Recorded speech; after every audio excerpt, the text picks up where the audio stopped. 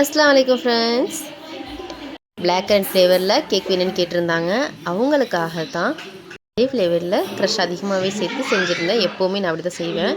இதோட choco chips அவங்களுக்கு கடிப்படக்குள்ளே டேஸ்ட்டாக இருக்குன்றதுனால கொஞ்சம் எப்போவுமே நான் அதிகமாகவே சேர்த்துருப்பேன். உங்களுக்கு அதுவே தெரியும்.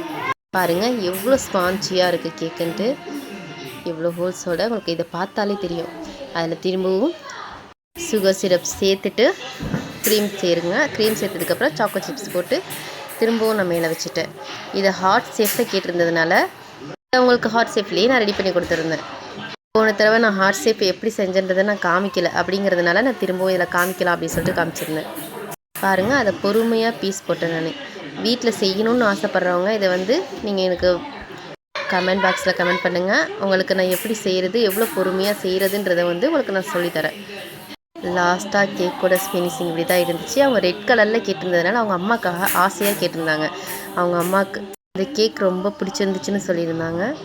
நீங்கள் உங்கள் அம்மாவுக்கு எப்படி செய்வீங்களோ அதே மாதிரி எங்கள் அம்மாவுக்கு செஞ்சு கொடுங்கன்னு சொன்னதுனால அவங்களுக்கும் அழகாக குட்டியாக க்யூட்டாக செஞ்சு கொடுத்தேன்.